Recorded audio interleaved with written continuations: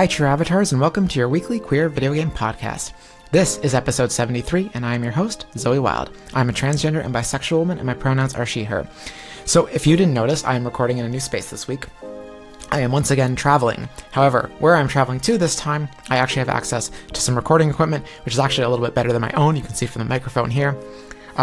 It's the reason I'm traveling, the fact that I'm traveling is also the reason why this episode is coming out late, so I thank you very much for your patience. Anyway, it's just me for the news this week, but for the segment, I'm getting to all this. It all has a point, I promise you.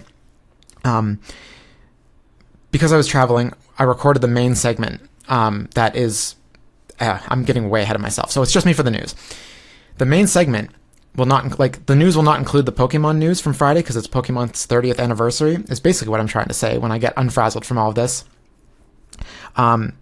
So the news will have everything but Pokemon. Pokemon will be the main segment, the 30th anniversary, the Pokemon Presents, the big announcements, all that they had on Friday. Right before I left on my trip, I recorded that main segment with two guests. Amy-Lynn and Nicole are back to talk about Pokemon, as they always are. And so that will be the main segment after I record the news. But again, first off, I don't have anyone to record with this week for the news, but also even if I did, the news would again be like double the length that it is. So that 45 minutes becomes like 90 minutes. And then there's like the hour-long segment for Pokemon. It becomes like a 2.5, 3 hour podcast, which is a little unruly even for me. I'm sure there's people out there that are like, yeah, 3 hour podcast, me included. I like 3 hour podcasts. But in terms of editing, uploading, logistics of it all, plus just the branding of it all, I like my podcast to be on the lower side of 2 hours. A little over 2 hours is okay, but I prefer under 2 hours, with 75 minutes being the minimum. But sometimes, of course, we have shorter episodes as well. But also I was a bit overwhelmed too because we recorded that main segment right before I left on my trip, and then a couple nights before that I also recorded a bonus episode, so I'm just a little exhausted from that, but I still want to get an episode out this week. I'd like it to be timely. I want to talk about all the Pokemon stuff, but first I have to get to the news. And so some of the headlines this week include there's an update on the Discord age verification nonsense that we discussed in episode 72. If you want the context for all of that, I do recommend going back and listening to episode 72 where Devona and I talked about that at length for like an hour. Great episode. Go check it out, please, if you haven't. There's new marriage candidates in Stardew Valley, so I'm going to talk about that.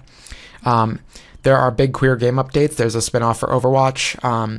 Until Then is getting DLC. Wolverine has a release date, and you're thinking, Zoe, X-Men? Wolverine? He's not gay. Wolverine may not be gay, but the X-Men are a gay allegory. Let's be honest with ourselves. So I realized, oh yeah, X-Men. Gay. I can talk about Wolverine on the podcast too without having to justify it, really. There were more layoffs because, of course, there were a lot last week, unfortunately. And there is a new esports alternative for the gays, and I'm going to get kind of deep into that too, why we kind of need that more than ever right now. And again, yeah, the main segment will be the Pokemon 30th anniversary content and news with Amy-Lynn and Nicole. But before I jump into all of that, I do have a few quick favors to ask of you, True Avatars. If you like this podcast, please leave a comment, rating, or review on your preferred podcast platform. Spotify has ratings and comments, while Apple has reviews. Engagement like comments, ratings, and reviews helps to grow the podcast. And a growing podcast means a happy podcast host who is forever happy and fulfilled that you enjoy listening to her show, which creates an infinite feedback loop of more podcast episodes and more growth and more happiness. So please, go leave a comment, rating, and or review. If you're watching the video version on YouTube, please like this episode, leave a comment, and don't forget to hit the subscribe button as well as the notification bell so you're the first to know when a brand new video drops. Also, please follow True Avatars, a queer video game podcast, on social media. There are accounts on Blue Sky, Instagram, Twitter, Threads, Facebook, and TikTok at True Avatars, and you can also find the podcast on the official website, trueavatarspodcast.com, and that has no spaces.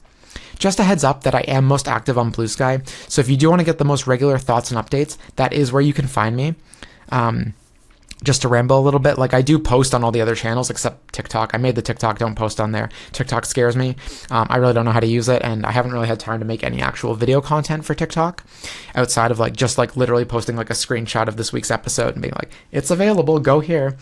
But Blue Sky is the platform where I do share most of my thoughts. It's also the most queer-friendly of all the platforms. I wouldn't call it really queer-inclusive, but it's still significantly less transphobic, less queer-phobic than literally all those other platforms I mentioned, by a long shot. Plus, I just like the form of being able to post short messages to people. It's tweeting, but better. So anyway, that's where you can find me there if you want to engage with the podcast throughout the week outside of the posts about, oh, hey, there's a new episode. And do remember, though, that this is a weekly queer video game podcast, so check in every week. I aim to bring you news, interviews, and up-to-date discussions that are relevant to queer gamers, so you have a safe space to check in on the world of gaming from a 2S LGBTQIA+ lens.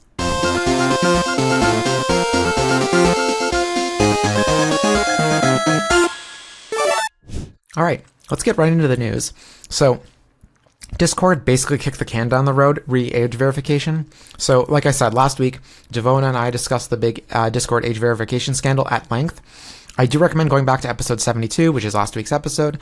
You might have to jump over the bonus episode from Steam Next Fest, but it is episode 72, not 72.5 for the Discord stuff. But the short of it, if you've heard all that, or you forgot, or you're not able to go back at this moment, is that Discord had planned to require you to submit a picture of your ID to prove that you're an adult. And it also turned out that we discussed that they weren't being entirely truthful about how they were handling your information. They said they weren't going to store any of it, but then it did turn out that some people's info was going to be stored through a third party called Persona, not the video game, but something else more sinister. So this week, however, they said they are no longer working with Persona and will be delaying the rollout of their age verification requirement until later this year. If that sounds like a win, it kind of is, but not really. It feels like they got caught, and they are kicking the can down the road until, realistically, like, if I were them, I would delay it and hope people are too exhausted by the time it comes around again to deal with it a second time or even a third time, that people will just kind of like let it slide next time. I really do think they're kind of hoping for that, even if they haven't said that outright. That's just my theory. And to explain the Persona stuff, it's really too technical for my brain, but the simple version of the Persona stuff is that Discord found some of its code in public because of Persona, something that wasn't supposed to be part of the deal, so that's why they kind of backtracked on that. It wasn't like the fact that they were storing people's information or anything like that. It was because they breached Discord's deal. But anyway, it is what it is. It's crappy, but anyway. My advice, my message about all this, my thoughts, is that we can't let them win. Do not let up. Hold the line. I think we can bully them into eventually foregoing this entirely. Even if next time they're just like, well, we're going to delay it till 2027. We just keep fighting that battle. And I know that's kind of the point, is like, if we keep fighting the battle, eventually we'll be drained and too tired or too sick of it, or we've done this before, or there's nothing else new to try. That's what they want. I'm pretty sure that is what they'll want. So, because then they win, right? So we can't let them. All right, I started off with kind of good news, kind of bad news, but we're going to talk about a lot of good news for a little bit, because I feel like we need some of that, and there's lots of good news. So, Activision revealed, or Blizzard, sorry, not Activision, but Blizzard revealed a new top-down Overwatch game called Overwatch Rush. It's a spin-off, but it looks like it plays exactly like Overwatch, except from a top-down perspective. They revealed that with a press release and some gameplay footage. I watched the gameplay footage. It was a bit of a cluster, so I'm really not sure what I was watching, but it did look like Overwatch gameplay from top down. So if that's something that interests you, go check it out. It's obviously linked in the show notes.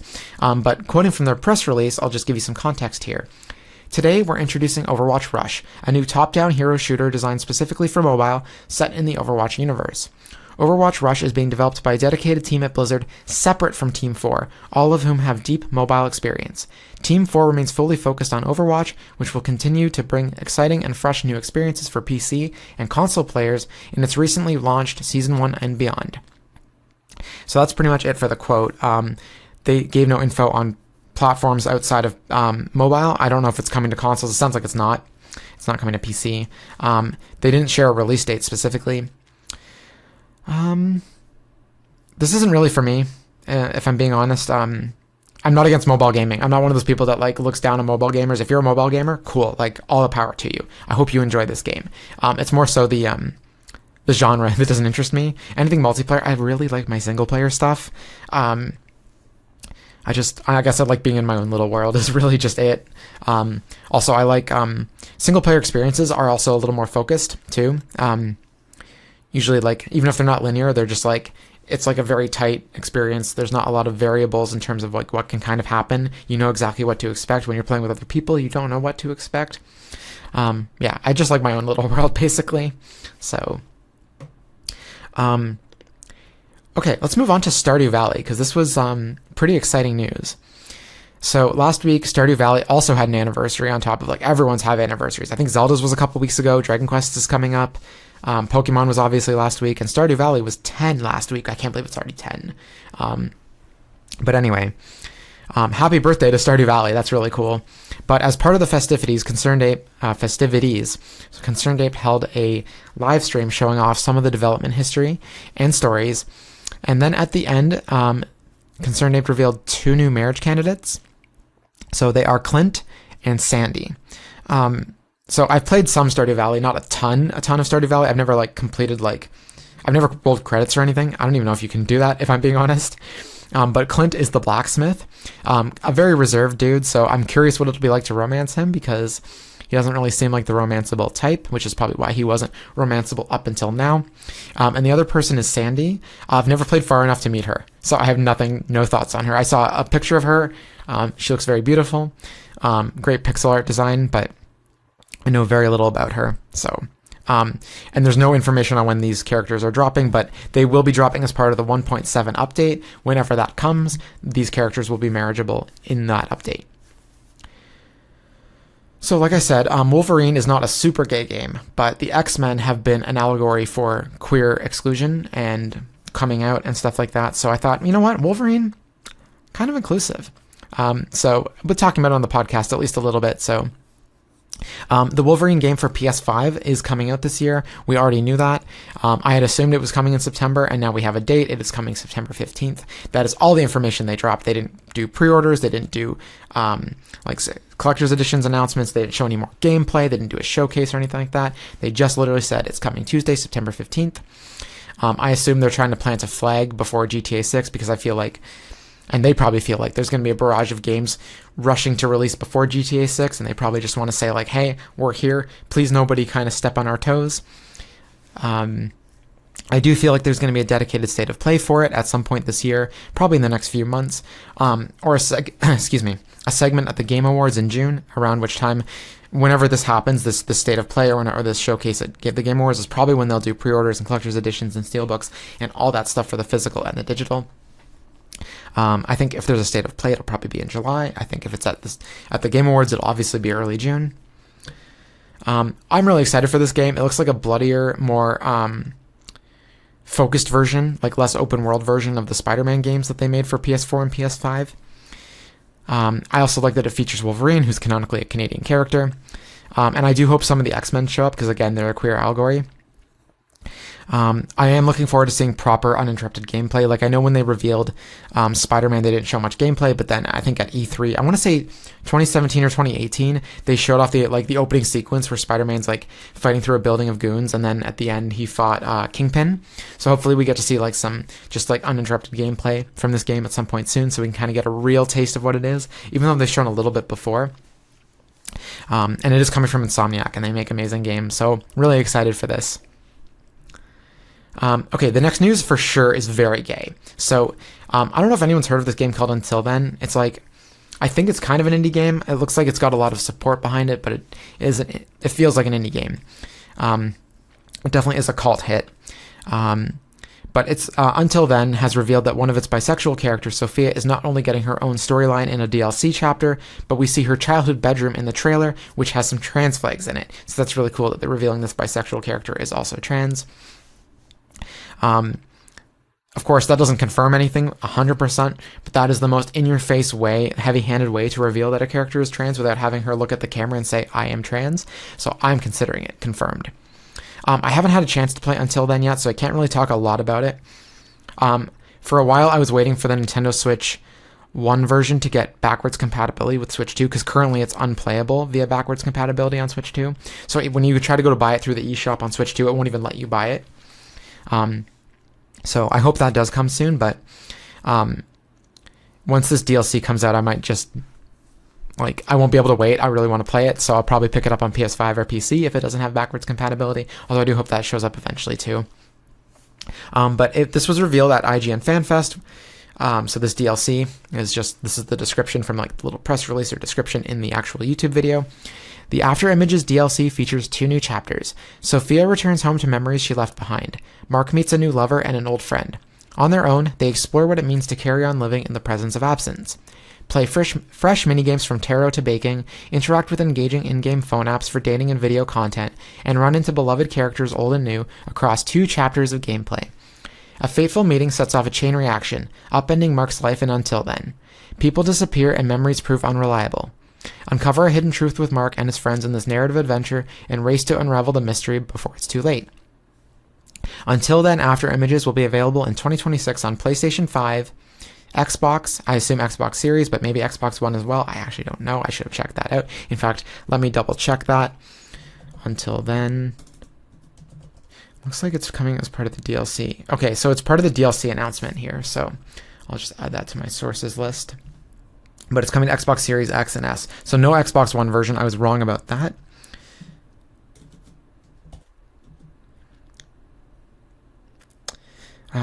This DLC will be the kick in the pants I need to actually pick it up somewhere, even if it's not on Nintendo Switch too. So, and I don't think there's an actual exact date for it. It just is later this year in 2026.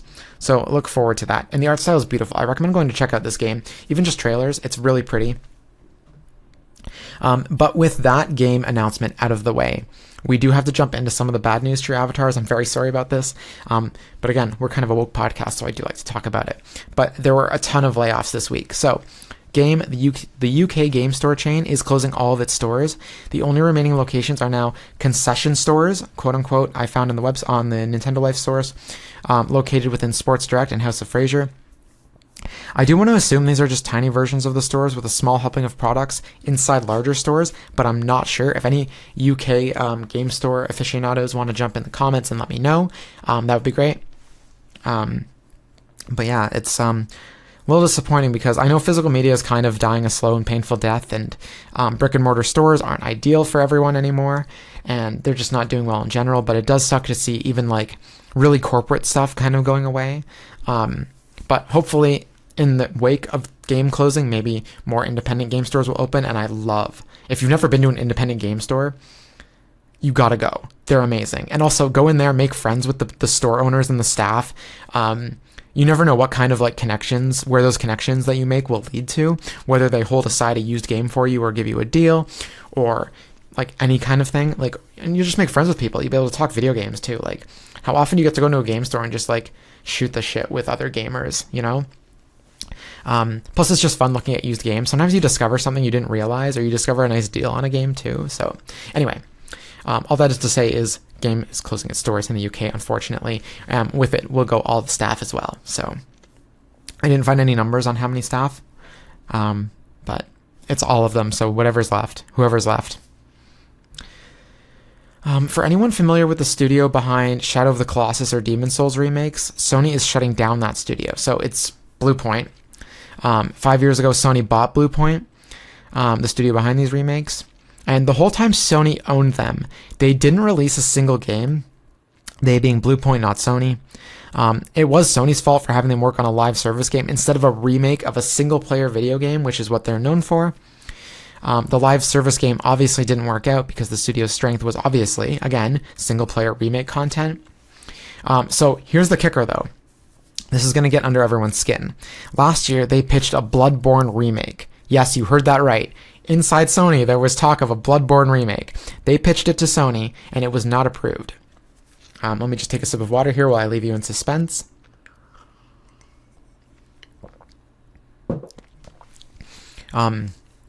Insiders and leakers on the internet aren't really sure specifically why it wasn't approved, but everyone does agree that it's From Software's fault because they didn't want the Bloodborne remake. Sony was all for it, supposedly. That comes from Jason Schreier on Bloomberg, but now Bluepoint has been shut down. I'm really sad because Bloodborne remake or no Bloodborne remake, they made really good quality remakes, like the Shadow of the Colossus remake. I've only played a bit of it, but it's gorgeous. I know there's some differences between the remake and the original, and that does upset some purists. But as someone who hadn't played the original, in fact, the only reason I knew about that game is because I saw it in a movie with Adam Sandler and Don Cheadle and Liv Tyler. What's that movie called? Let me just look it up because it's called Reign Over Me. Which is an interesting movie. I don't know that I would recommend it. It is interesting. It's very depressing. It's very bleak.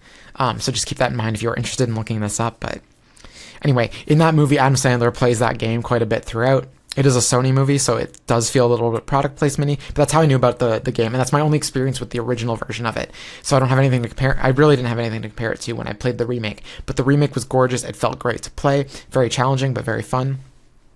So I was hoping that they would remake at least something else in that quality that wasn't a Souls-like. I'm not rooting against a Bloodborne remake, to be clear. If they'd made that, I would have been happy for Bloodborne fans, but Souls games are definitely not for me, which is why I have Cleo on the podcast to talk about them, because I would much rather play like 3D platformers, racing games, indie games, stuff like that. Nothing too difficult. I like my baby mode in hard games. So anyway, I'm getting away from my point here, is that Bluepoint made amazing games. They made really amazing games, and it sucks that Sony shut them down instead of putting them on literally anything else. So yeah, it's really sad. I would assume I'm not sure if it was confirmed whether or not staff are being laid off or if they're being moved into other parts of the studio. Let me just double check here. Yeah, no, it doesn't actually say how many people are being laid off, or if they're being laid off or they're being moved elsewhere in the studio. It's really disappointing because they didn't make a game. Like, they didn't release a game. I feel like they haven't gotten close to living up to their potential. Like, everything they made is good. I'm not underselling that, but like, I feel like they had a lot of room to grow still, which is really disappointing. And there's lots of Sony properties that could have used a remake. I've seen people talk about Sly Cooper, Motorstorm. Motorstorm's another series. And I think the other one was Infamous. Thank you. I kept wanting to call them Insomniac, but they're the Infamous games. And I feel like I've seen people calling for Infamous remakes as well. So like, or they could have literally remade anything else. So it's a little disappointing. They're gone. I mean, it's very disappointing they're gone, to be honest, but anyway. There are more layoffs to get to, so we're going to talk about that next. Skate Studio, the studio that made the new Skate remake, which they just released into early access. Like, they just released it. So if you want to call it Skate 4, Skate Remake, Skate Reboot, they've just confirmed layoffs. To support the game's future, they're saying. I'm not really quoting that, but sure, Jan, whatever. They didn't say how many people are going to lose their jobs. They just said they're kind of like restructuring to support the future of the game. So anyway, really disappointing. Especially since the game hasn't even left early access yet. Like, how can you possibly know whether the game's going to be successful? The game is in early access. A lot of people, like me, I really won't touch every game in early access because I'm like, hey, the game isn't ready yet. I'd like to wait till it's like fully ready and feature complete. I have to be really interested in something to play in early access. So, and Tencent is shutting down a studio by the name of Teamy Montreal. Never heard of it? I haven't either, because they hadn't released a game yet. Stephen Totillo spotted the closure news on LinkedIn. I'm not really sure if Tencent didn't have faith in whatever they were working on, or if the team wasn't able to deliver anything substantial, but reading the LinkedIn comments, I would bet on, unconfirmed of course, that it's the former. Alright, and this is the last bit of layoff news. IGN bought Game Informer, or Eurogamer, not Game Informer, sorry. My brain is like totally toast, can you tell? Bought Eurogamer in 2024. Something I don't think I knew about. I feel like I missed that news. And IGN is already cutting its editorial staff over at Eurogamer. So this includes Eurogamer's quote-unquote most experienced editors and its entire 4-person video team, though at least one position will be transferred to IGN according to people with knowledge of the situation, end quote.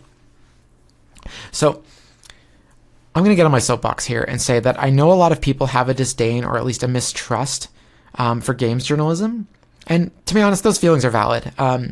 Games journalism does leave a lot to be desired. A lot of games journalism consists of clickbait or basic reporting on existing news, like press releases, with very little commentary.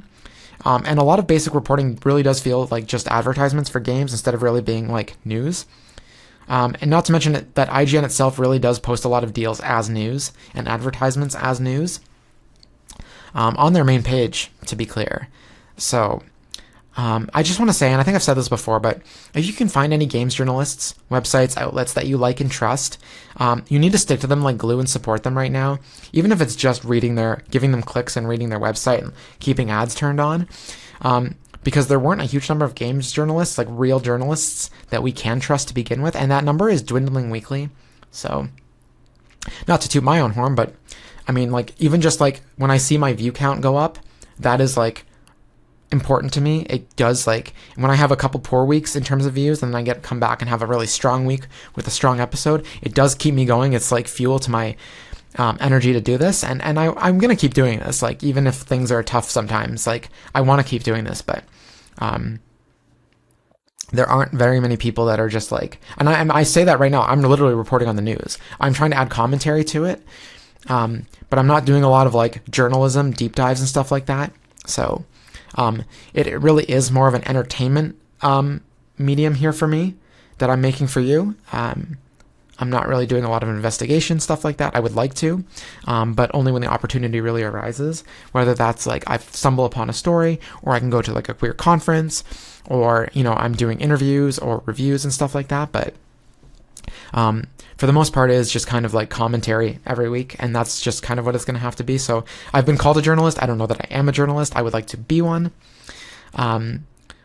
I definitely enjoy it more than video editing, to be clear, but I would like to kind of combine those two things. Anyway, all that is to say, if there is a games journalist or games commentary people that you like, whether it's on YouTube or a website or a blog, what have you, do what you can to support them, even if it's not financially. So there are not too many people left. They're also dropping like flies, just like the rest of the games industry. Okay, that's all the layoff news this week. There is some weird news that comes from Checkpoint Gaming, is that I'm just going to read the article here. Valve is the subject of yet another lawsuit, this time in New York. The suit, filed by New York Attorney General Letitia James, alleges that Valve has promoted illegal gambling in its games via the implementation of loot box mechanics and by enabling gamers to make money via these mechanics through the Steam community market and third-party sellers. The lawsuit seeks to permanently stop Valve from promoting gambling features in its games, disgorge all ill-gotten gains, and pay fines for violating New York's laws. Illegal gambling can be harmful and lead to serious addiction problems, especially for our young people, said James in a statement. I'm just going to take a drink of water before I keep reading the quote. Valve has made billions of dollars by letting children and adults alike illegally gamble for the chance to win valuable virtual prizes. These features are addictive, harmful, and illegal, and my office is suing to stop Valve's illegal conduct and protect New Yorkers. End quote. So, first off, I do wonder what Letitia James thinks of casinos, because I'm pretty sure aren't casinos legal in New York, and New York has them. It would be one thing if the lawsuit was only focused on children gambling, because, like, sure, I think that's definitely at best a gray area, but loot boxes in gaming is its own issue, especially for kids, but you're going to ban everything for adults too? Are they high? Again, gambling is its own thing. It has its own set of issues, but adults can make their own decisions. So it's really weird that they're just not trusting adults with it either. However, it does look like this might be a Trojan horse, pointed out by Kamawumi on Blue Sky.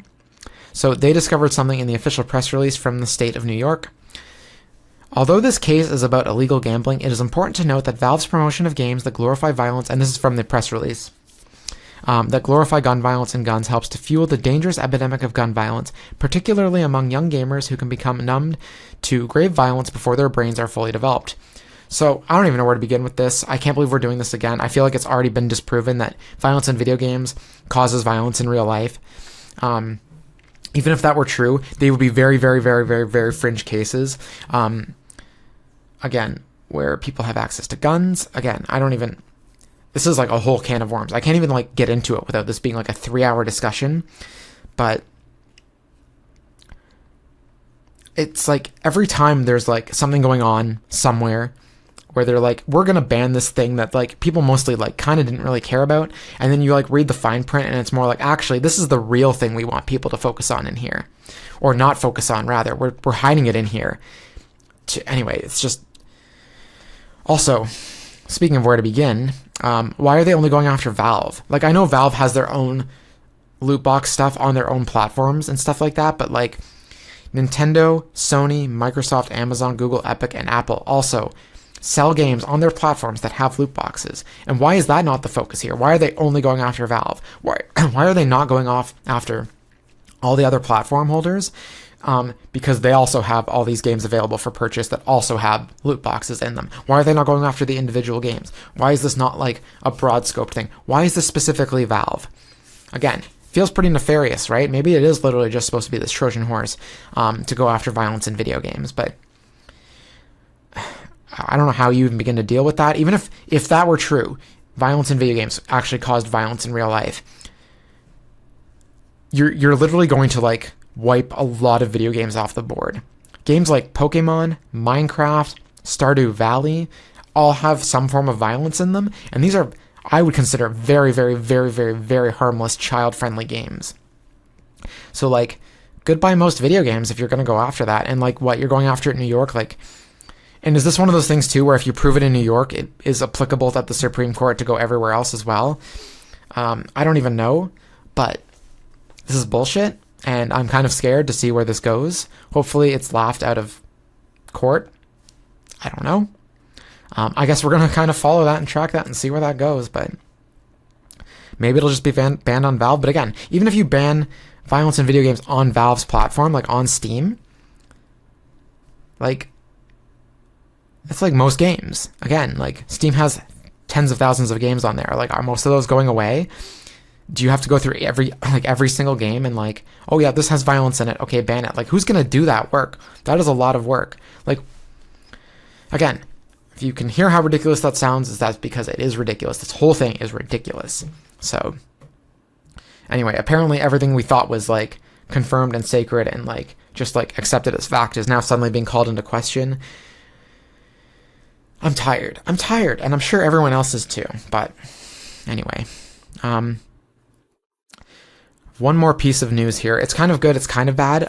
It's a mix of both, but anyway, I've never heard of the Gay Games before. I don't know if you've heard of the Gay Games, but if you're like me, this comes from the Gay Games website.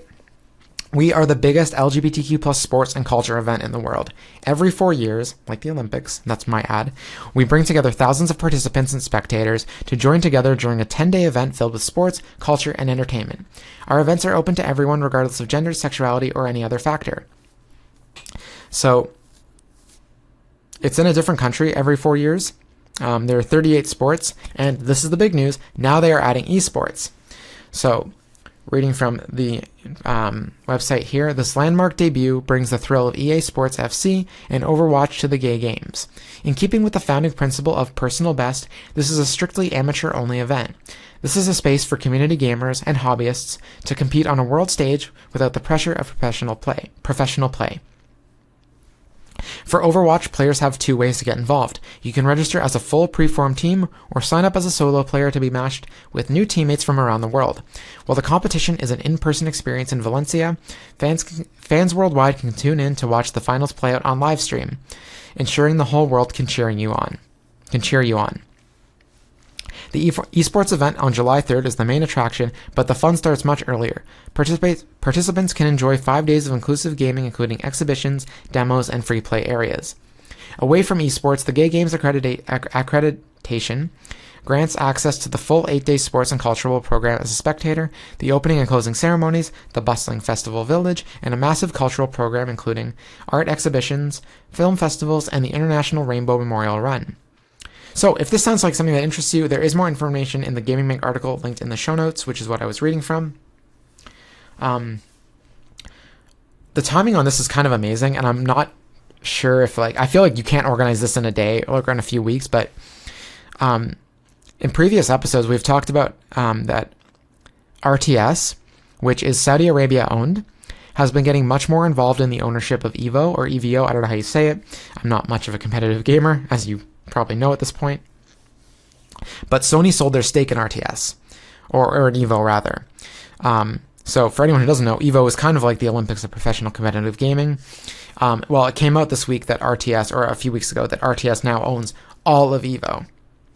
So EVO is entirely Saudi Arabia owned, which no statement has been made at EVO or RTS on queer player exclusion, but I have my doubts that it'll be welcoming, because even at the best of times, things are hard for queer people in allo cishet dominated spaces.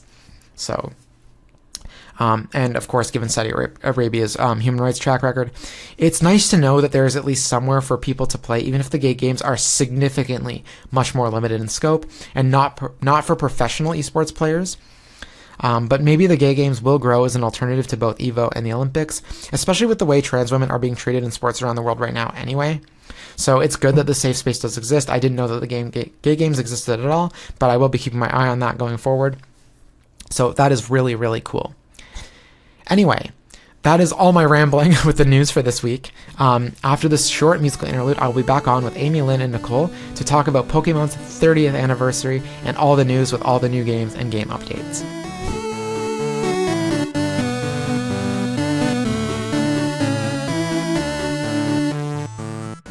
Hi, true avatars, and welcome back from the break. I have with me Amy-Lynn, trans woman, she, her, and Nicole, bisexual woman, she, her. How are you both doing? Pretty good. Doing great. How was that Pokemon Presents? It was good. I watched it twice, once without sound, once with sound, which is my usual work direct experience. Okay, so the without sound is not for like shits and giggles. It's because I'm working at the time. Okay. No, I'm not doing that for fun. I watched it live as it was happening with sound, and it was pretty fun, like watching it together with you, Zoe. And we were like live reacting at each other. It was great. Yeah, I was trying not to scream because every time I got excited about anything, Olive kind of like jumped up and ran away. So I was trying to be very calm, even though I wanted to squeal a lot. But anyway, if anyone hasn't clued in, today is Pokemon's 30th anniversary, the day we're recording. The day this podcast comes out is long past. We're all also even older now. But Pokemon turns 30 today, which means we're very old. That's basically what that means. But also, not only are we old, and Pokemon is old too, but they revealed new games, new information, because they did their usual Nintendo Direct style presentation. It was 25 minutes long. They mostly revealed stuff we knew, but there was a few surprises in there too. So we're going to kind of talk about not everything in there, but a lot of the bigger ticket items too. So I thought we'd just dive right into it and talk about the game music collection, which for anyone who didn't see the Pokemon Presents, they're releasing a tiny mini like music player that's shaped like a Game Boy, but for some reason they decided they want you to insert 45 different cartridges, and each one has an individual 45-second Game Boy track from the original Pokemon Red and Blue games.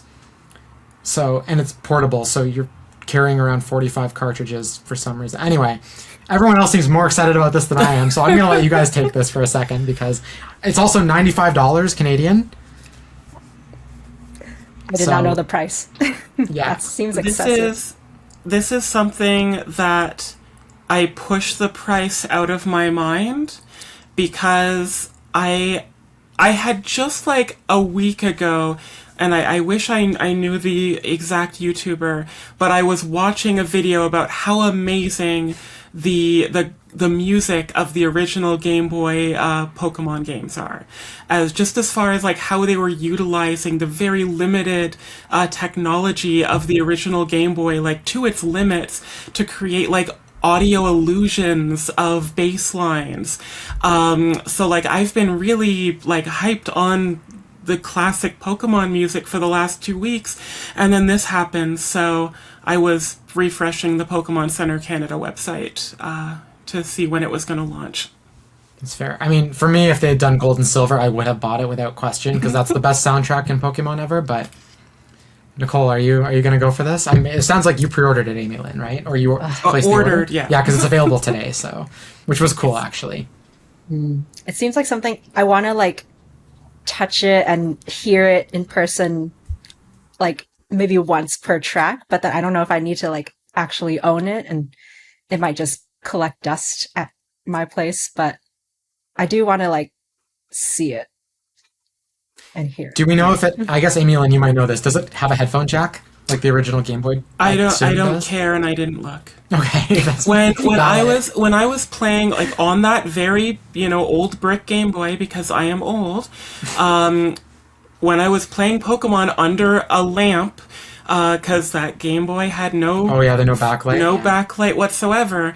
I did not use headphones. Like I don't know if I ever inserted a headphone jack into my original Game Boy.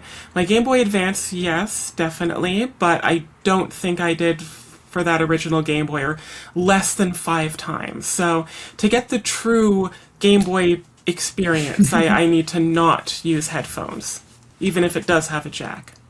That's fair. I think I did use headphones a couple times, and I remember like when I tried them for the first time, it felt like there's a slightly different quality to the sound, because it suddenly feels like stereo, and you can hear some things that you couldn't if you were just hearing it through the speaker. This is on my Game Boy Color. I didn't have the original blocky one, but yeah. Yeah, same. I had a color. Now, I want to go back to the cartridge thing because, yes, there are 45 tracks in the game. There are 45 cartridges. And each track is on a single cartridge. And each track, I don't know how much they're going to loop each track because the tracks are loopable. So maybe they loop for 2 or 3 minutes to make it worth the insertion of the cartridge for that each track. But the reason there's 45 cartridges is because on the back of each cartridge, when you insert it into the Game Boy player, there's a little image from a screenshot that represents that track. So like if you're listening to battle music, it'll show like a trainer battle. If you're listening to gym battle music, it'll show the gym battle music. If you're listening to like the Road to Cerulean City, it'll show like outside Mount Moon on that route there. A screenshot of that. So I think that element of it is very cool. And when I first saw this reveal, I assumed it was a new Lego Game Boy with a Pokemon add-on. Because they had just done it for like Mario and Zelda and stuff, but there was no Pokemon version. For a brief moment, I thought it was that, like, classics thing, like the Game & Watch for Pokemon, because it did look like, oh, here's a physical Game Boy. I figured, oh, they're not doing red, blue, yellow as part of NSO or a separate purchase. It'll just be this thing that won't even connect to the internet. So cool, though. That would have been so cool. Yeah. And then they could have added, like, they could have given you the cartridges and you buy them separately. Well, I know, money, but whatever. But then they could have done Gold, Silver, Crystal as well later. But I guess that wouldn't have worked on the classic Game Boy, actually. And people would have complained that you can't take them to Pokemon Home. Yeah, I mean, people almost complained about that anyway because... Well, people are complaining about that because... What's our next item here? I think it's... Yeah, we're talking about Pokemon XD Gale of Darkness. So let's move on to that because this is kind of a segue. Is that... So... Pokemon Fire Red and Leaf Green were announced last week. We talked about it on the podcast, or I talked about it on the news segment. Those are going to have home support. That was confirmed. So you'll be able to transfer your Pokemon out of those games into your Pokemon home storage and then move those into other games like Pokemon Champions and Scarlet and Violet, what have you. And assumedly Winds and Waves when that comes out as well. And we'll get to that. Those are the new Gen 10 Pokemon games. Spoiler alert. If you didn't watch the Pokemon Presents or lived under a rock for the last 2-3 days when the podcast goes up. But... they announced Pokemon XD Gale of Darkness, the second story-based GameCube Pokemon game that came out back in, I think, 2005. Or at least it came back out 2005 in Japan, at least. Anyway, that's coming to Nintendo Switch Online on the GameCube expansion for Switch 2 only. And so because it's on NSO, because it has save states, because it lets you duplicate Pokemon if you play it that way, they're not adding Pokemon Home support, so you will not be able to catch a purified Pokemon in that game and send it to Pokemon Home, or have the compatibility with Fire Red, Leaf Green, Ruby, Sapphire, and Emerald. So people are really upset about that those games don't have home support, but it's the same with Stadium and Stadium 2 when they added those. Those aren't compatible with Pokemon Home either. You can't transfer in your Pokemon from Red, Blue, Yellow, Gold, Silver, Crystal back on the 3DS, from Bank to Home, and then Home over to Pokemon Stadium like you could have done back in the old days. They didn't allow you to do that either, so that trend continues. But Pokemon XD Gale of Darkness, are we excited? Nicole, you don't have a Switch 2, so you can't play it, but Amy-Lynn, you have a Switch 2. Are you going to be playing this? Probably not. Oh, okay. I unfortunately, I don't have nostalgia for the GameCube Pokemon titles. I've been a pretty diehard Pokemon fan since before Pokemon Red and Blue came out, but I don't know what it was, but the GameCube Pokemon games eluded me for whatever reason. I don't know why they never appealed to me. Maybe I was too into Wind Waker at the time, or it was the same period of time where for whatever reason I didn't buy Thousand Year Door. Okay. And I loved the first Paper Mario. I was so excited for GameCube, but I guess there was this weird period in high school where I didn't buy a lot of games for some reason. Yeah, you had a GameCube. Yeah. I was too busy playing Billy Hatcher and the Giant Egg, which I don't think I actually owned. I just rented a whole lot. Is that a trans game? And the Giant Egg? No, I'm kidding. But were there any other GameCube Pokemon games? Oh, there's Channel. There was the Box, Game Boy Ruby, and Player. Sapphire. Oh, yeah, there's the Game Boy Player that you could put the cartridges in, which I had. I had that. That was cool. Yeah. I wish I hadn't got... I literally gave away my GameCube and XD Gale of Darkness and Coliseum and Pokemon Channel. The Game Boy Player. What else? I think... Were those the 4 GameCube games? I don't think they made anything else. I think those are just the 4 of them. For whatever reason, I did buy Battle Revolution. Oh, that was on 64. Oh, okay. Sorry? For whatever reason, I did buy Battle Revolution, which is like for the Wii. We have to have a conversation about this at some point. I didn't know this about you. This changes everything. So, but did you play Coliseum or XD, or did you just not play them? But No, I don't know why I didn't play them. Well, this is your chance. They're very cool. I don't have included. Plus or whatever it is. Oh, you don't? Okay. No, I'm part of a family plan. And the head of the family did not purchase the Plus. Okay, when it loops back around for mine, I'll add you to mine, because you gotta... I mean, there are Pokemon fans out there that don't like these games. There are fans that swear by them. They're okay. Coliseum didn't... I remember Coliseum. It's really hard. It gets really grindy about halfway through. You're limited to like the 20 or 30 Pokemon that you can catch from, like, you have to steal them. So basically, these games are where shadow Pokemon come from. So you're a trainer, and your job is to battle against the evil team. I can't remember what they're called. Team Cypher? Is that what they're called? And sounds right. They've like basically made Pokemon more powerful by making them really evil, and they have this shadowy aura that only you can see. And so when you catch these Pokemon with a shadowy aura, you have the power to throw a Pokeball at these things when you weaken them, like a normal game, and you can steal other trainers' Pokemon that way.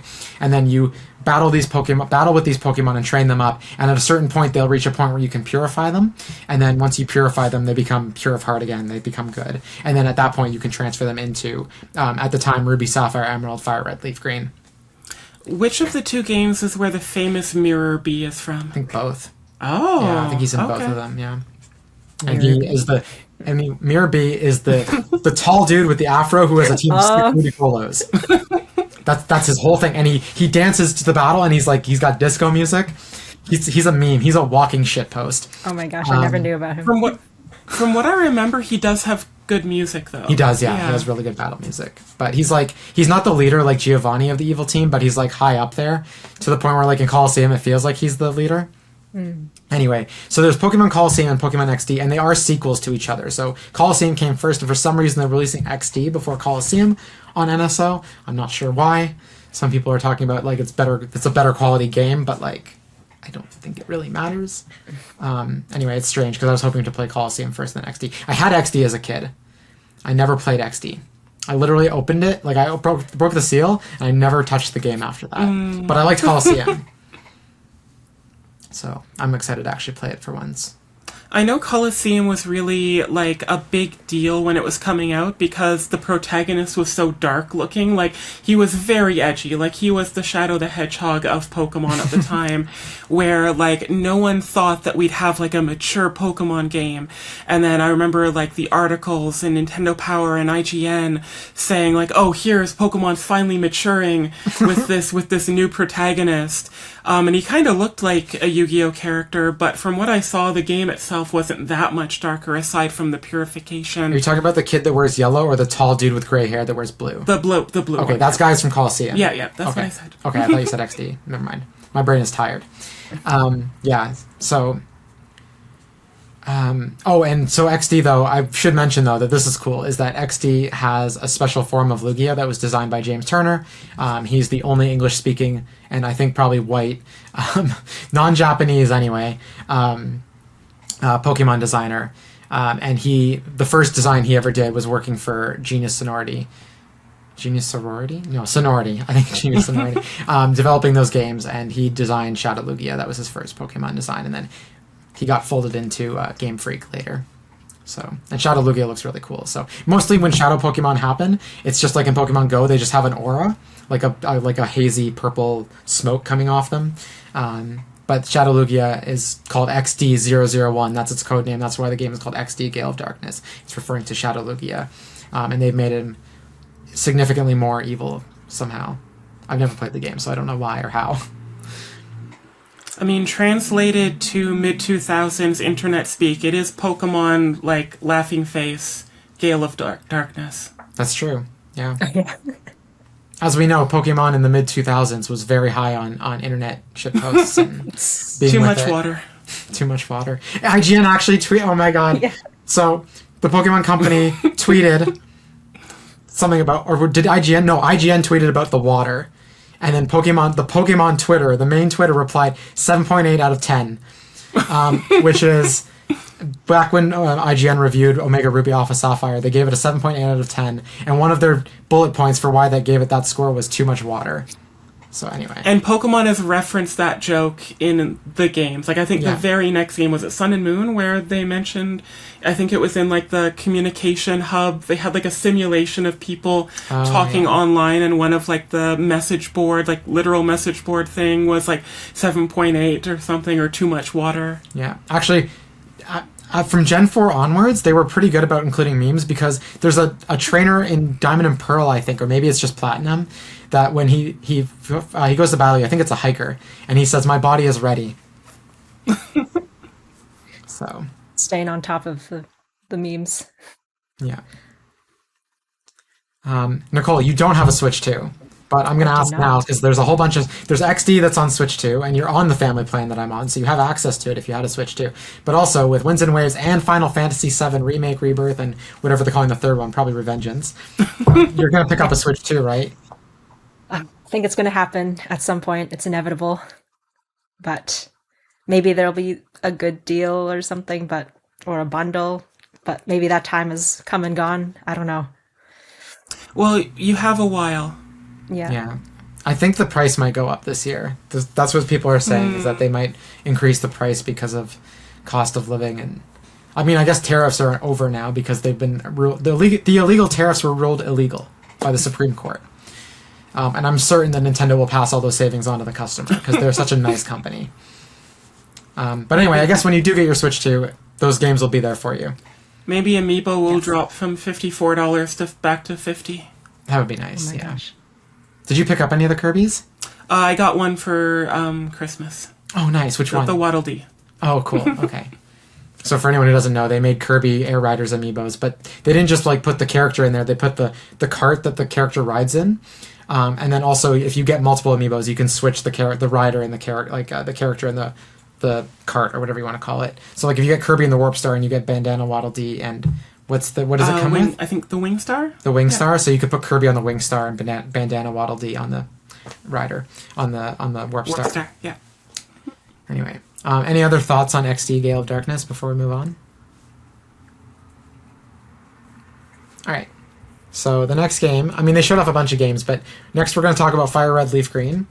They announced these last week, but they did add some additional details. So when they first put the game up on the eShop, there was a little note saying that home compatibility, Pokemon Home. For anyone who doesn't know, we've been talking about Pokemon Home, but it's a little storage software that you can store like thousands and thousands of Pokemon that allow you to transfer them into other games. There's Pokédex things you can do. There's like rewards for Pokédex completion in those games. They said that you'd be able to transfer your Pokemon from Fire Red and Leaf Green that are ports, and they're individually priced, and they're not part of NSO. You can just buy them and keep them forever digitally. You'd be able to transfer your Pokemon from those games one way back into Home. You wouldn't be able to send anything from Home back into Fire Red, Leaf Green. But a few hours after they put that information, those pages went live, they took the Home compatibility thing out, which was strange, because I thought, okay, maybe that was a mistake. Maybe it's not coming, which would be a huge mistake for treating up fans. But they did confirm that home compatibility is coming. You'll be able to send those Pokemon into Champions as well. And we'll get to that later as well. But they also, some fans sped run through the games. And we found out that when you beat the Elite Four and get your Hall of Fame, when you finish the credits and whatever, you get the Mystic ticket, and what's the other one? The Aurora ticket? Yeah. So for anyone who doesn't know, back when these games came out, if you were really lucky and only lived in the US or Japan, because I don't think they came anywhere else, you could get special mystery gift tickets if you went to events, and you could get the Aurora ticket, and what was it? I just literally said it. I can't even remember. Anyway, one ticket gets you a Deoxys and then some birds. Some birds, yeah. Ho-Oh and Lugia. So you have to go to an island and catch Deoxys after you do a puzzle game, and then there's a mountain and a cave on this other island, and at the top of the mountain is Ho-Oh, and at the bottom of the cave is Lugia. And you can catch those Pokemon in those games, because they otherwise weren't available in either Ruby, Sapphire, Emerald, Fire Red, or Leaf Green in the time. So it was a kind of a big deal, and that was the first time you could get Deoxys, too. I'm glad the Ho-Oh and Lugia breeding program was successful. So Yeah, I somehow missed out on Fire Red and Leaf Green when they came out, so I'm excited to play them for the first time.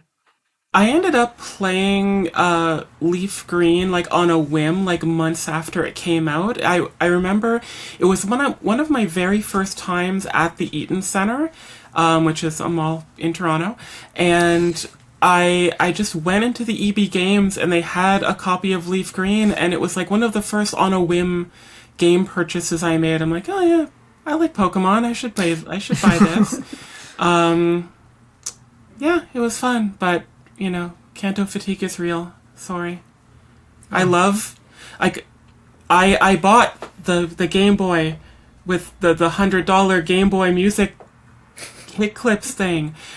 I get nostalgia, but there's only so much going through Kanto I guess I can take, especially with the classic turn-based battles. Yeah. I mean, if we're going to get Kanto games, at least the two good ones are on Switch. Let's Go Pikachu and Eevee and Fire Red and Leaf Green. But Nicole, did you end up picking one up? Sorry, which one? Did you end up picking one of the Fire Red or Leaf Green? Not yet. Not since this morning. Okay. But yeah, I think I've been busy. Yes, I think I will get Fire Red, since you mentioned you'll get Leaf Green, or did you already get it? Oh, I preloaded immediately after I pre-ordered it last week, but I haven't had a chance to play it. But I'm really excited. As a kid, I had both Fire Red. I had all the Gen 5 games for some reason. I was a very lonely kid. But anyway, so I had Fire Red and Leaf Green, and I think I explained last week on the podcast that Fire Red, Leaf Green I always kept for some reason in one of my DS game cases, because those DS cases had a slot for a DS card and also a slot for a GBA cartridge to keep in there. And I think when I donated Diamond and Pearl, my Leaf Green cartridge was in there, but for some reason Fire Red wasn't in one of those, so I still have Fire Red but not Leaf Green, so I rebought Leaf Green, even though I think I prefer, I'm a Charizard fan, I'm not a Venusaur fan, but I like that green version finally came out in the West. That was why I bought Leaf Green at the time, because we never got green version. So, and actually, you guys can chat for a second, but I'm going to grab something cool I bought in Japan. I mean, the lack of, Pokemon Water Blue version is probably just laziness. Like, it's very cool that we got a green finally, but I don't think it was from, we need to finally remedy the loss that the international audience had of the giant Rafflesia frog. I think I will like it when I do get to play it, because I am nostalgic for Kanto, and I did like Gen 3, like the aesthetic of Gen 3, so it seems to check all the boxes. Yeah, and they added some post-game content that wasn't there before. So the first thing, too, is that I think you can go to they're called the Sevi Islands because there's supposed to be 7 of them. There's actually a few more bonus islands on top of that, including the ones we just talked about where you go to catch Hoalugi and Deoxys. But they're called the Sevi Islands, and they added... So first off, the first thing I should tell you about is that Moltres is no longer on Victory Road. Moltres is on one island, I believe, in a volcano. And there are some Johto Pokemon there you can catch. But they added these islands that people thought at the time because people really wanted the Orange Islands as a Pokemon game. And at the time, the games never referenced the anime, ever. The fact that they put Ash, they referenced Ash in Sun and Moon for a mystery gift was, really surprising at the time, because that was, unheard of. But instead of adding the Orange Islands, I guess their compromise was okay, we're not going to add the Orange Islands, but we're going to add, a little mini-game, post-game thing called the Sevi Islands. And there's, a little quest. It's pretty short, but it's still cool that there's kind of, an in-canon version of the Orange Islands, in the anime. So, yeah. Anyway, this is who's talking. I really want to show this off. I picked up a copy of Green version when I was in Japan. I was really happy about it. Yeah. So... yeah, It's very cool. Yeah. And this version, I mean, it's a little worse for wear with, some of the... it's obviously been well-loved, but... can take it out here. Still, and, it's complete in box, so... thousands of times better quality than any, average North American copy of a game, though, right? The instruction booklet is intact. Mm-hmm. I recently found my original blue version cartridge, and it's faded, and the stickers... a little bit worse for wear. This is immaculate by comparison. So for audio listeners, I know I'm showing stuff off right now, and that's the benefits to... If you want to come to the YouTube version at some point, please come over and check this out. But I'm unfurling one of the maps that came with the game. So it's a little not great condition in the back. It looks like a little, I don't know, not moldy, but not even Aged, coffee stains, but aged. Like it's a little, but it still smudged. looks really nice and it's still complete. Anyway, yeah. it's really hard to show this, and I'm sure in the cropped frame, but it's a Kanto map with a bunch of like details on it, which is really cool. I'm holding up, yeah, this is the instruction manual, the Pokemon Green instruction manual here. And it looks like there's also an advert in this manual for the Super Game Boy, which is pretty cool. The Super Game Boy was... so we talked about the Game Boy Player for the GameCube that allowed you to play Game Boy games on your GameCube. This was allowed you to play Game Boy Color games and Game Boy... Could you play Game Boy Color games on it? I don't think the original. Okay, well... But the big thing about the Super Game Boy that it would add color to the original black and white Game Boy games. And certain games like Pokemon, and you can kind of see the preview images on that ad, it would add specific colors. Like most Game Boy games, it would just be, you choose from a number of, it would just be a random, like, oh, everything's blue, everything's red. The Pokemon games had not quite Game Boy Color levels of color, but more than your average, which was a really cool feature. Yeah. I do remember that feature where you could like cycle through a few palettes. Sorry. Sorry, it's also for the Super Famicom in Japan and the Super Nintendo in the US, just to, or outside Japan, just to give some context. Sorry, I was explaining that before and I forgot to mention that it's for the Super Nintendo. And also, yeah, so I can also show off the cartridge. So when they released cartridges in Japan, they were not colorful like here. So it's just a gray cartridge with the Pokemon Green logo. They did not start doing colorful cartridges in Japan until, I think, Crystal version. And I know for sure Gen 3, so Fire Red, Leaf Green, Ruby, Sapphire, Emerald, all had colorful cartridges in Japan. But before then, that was a Western invention. So, anyway, yeah. My advice is to pick up Pokemon Green version, but if anyone's wondering, like, what Pokemon are exclusive on it, it's literally just blue version with a reskin. Like in terms of exclusive Pokemon and stuff like that, and version differences, and of which there's not that many in those games. So version differences didn't become a huge thing until Gen 3. So, any other thoughts on Fire Red Leaf Green before we move on to Champions? Okay. No. So Pokemon Champions, for anyone who doesn't know, it's basically a remake of Pokemon Stadium, kind of like a new version of Stadium, but it's a live service game, so it's going to be coming to Switch in April. That's what they announced, and it's coming to mobile, which is great. Then everyone can play it because most people have phones these days. That you can basically like transfer you can either get rental teams, you can earn Pokemon through battles, or you can transfer them in from Pokemon Home, and basically it's a battle simulator. And it's going to be the place where we assume that it will have all Pokemon finally. Stuff they've been cutting from other games, like abilities and stuff like that. Everything will be available in there in one place for you to actually access it. So, have they released any actual like information about Pokemon Champions? Like, can you change moves? Can you like actually train the Pokemon in Pokemon Champions? Because I'm thinking specifically if you had a Pokemon from Pokemon Go, move it to Pokemon Home, like how are you going to change its moves or change its stats, things like that? So I don't know if you can. I think Cerebi was talking about this, Cerebi.net. I'll have to double check this, but I'm pretty sure they were saying that he was saying that you can transfer in Pokemon, and I don't know if you can change moves, but you can transfer them in, and you can change the IVs and EVs. So like all the base stats, all the like hidden numbers and values and stuff to change like Pokemon's strength and stuff like that, attack, defense, speed, what have you.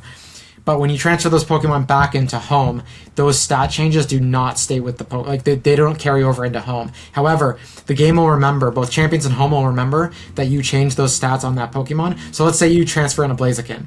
You make Blaziken's special attack like max or whatever. And you're like, you transfer it back into Home, you transfer it back into Scarlet and Violet. It does not have that maxed out stat anymore. But if you bring that Blaziken back into Champions later, even a year later, it will remember that you maxed out that stat in Champions. So that's all I know about it, yeah. But I think the big thing that people are excited for, sorry to cut you off, is that you'll be able to finally have, like, all the gimmicks in each generation never really interacted. So, like, Megas have never fought Gigantamax, Megas have never fought Terastallization, so you'll be able to intermingle a lot of those, or at least we know Mega Evolutions will be able to fight Terastallization. We assume the other ones, too, like Zed moves and stuff like that, and whatever's in Winds and Waves. That's exciting. I think what's exciting about what you were saying about maxing the stats is that it might finally at least put a soft end to Pokemon eugenics, which has been one of my biggest criticisms of the franchise, where if there's no reason to put Dittos through a breeding program and try to like just throw out eggs upon eggs into the tall grass and for the Ekans and Pidgey to eat, like it will save many Pokemon lives. Except the for breeding thing is not yeah. in Pokopia. Oh yeah. People are still going to do that to get shinies, I'm sure. Oh, I guess shiny hunting you don't even use eggs anymore. That's old, isn't it? Yeah, I mean, the egg hatching in Scarlet and Violet wasn't super great. I mean, they haven't removed eugenics. They've just streamlined it. You could basically, like, go in and, like... It's just gene therapy. It's Gene editing. Yeah. Yeah. It's more ethical. Yeah. I wouldn't call it ethical, but I would call it more ethical, for sure. Yeah. Is anyone going to be playing this? Because I will not be touching it.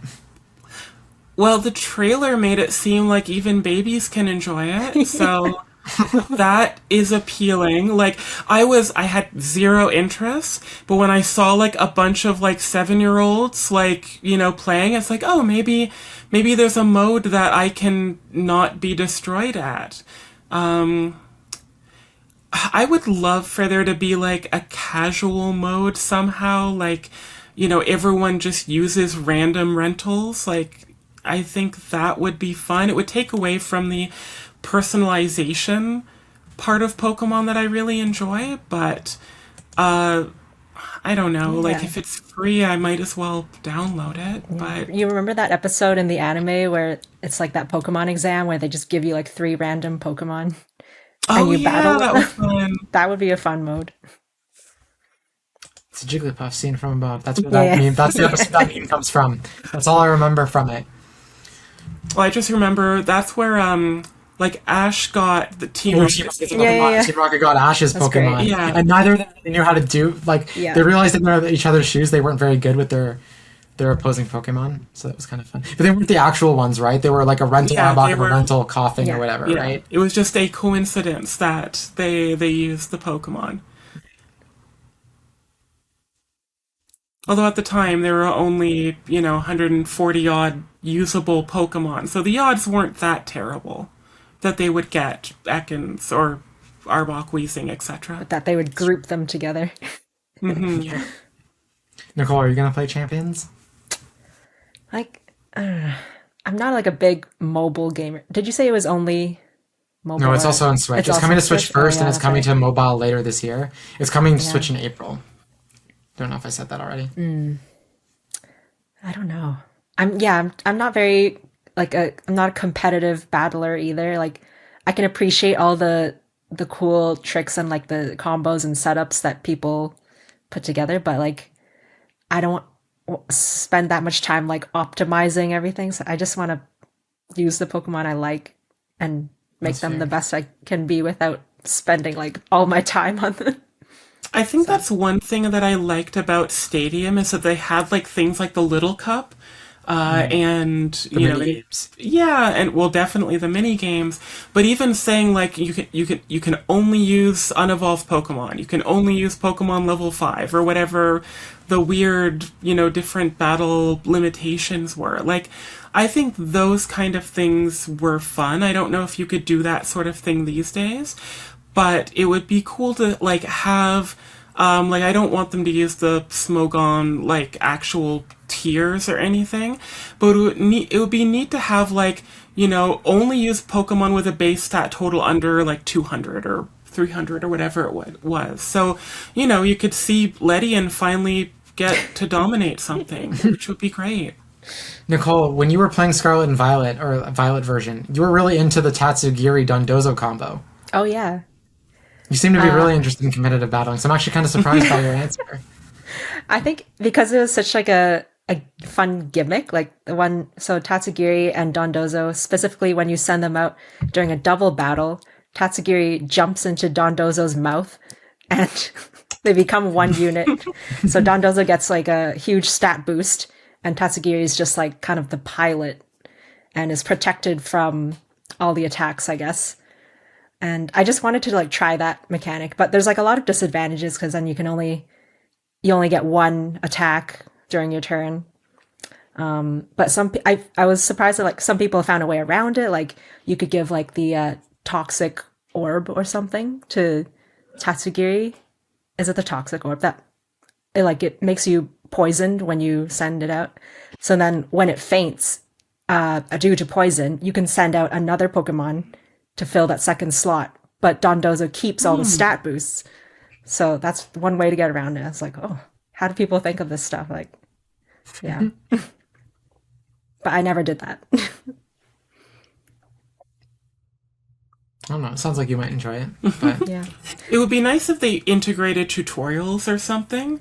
Like, you know, I know that they couldn't I feel like they will. I feel like they will. They couldn't do like the TCG Pocket approach of simplifying the battle system, but it would be nice if they had like, you know, like the Tatsugiri Dondozo thing where you have a team of like rentals and you happen to have like Tatsugiri and Dondozo and they guide you through a tutorial. It's like, send out these two, look at what you can do. Now try it on your own. Try battling this Pokemon with it.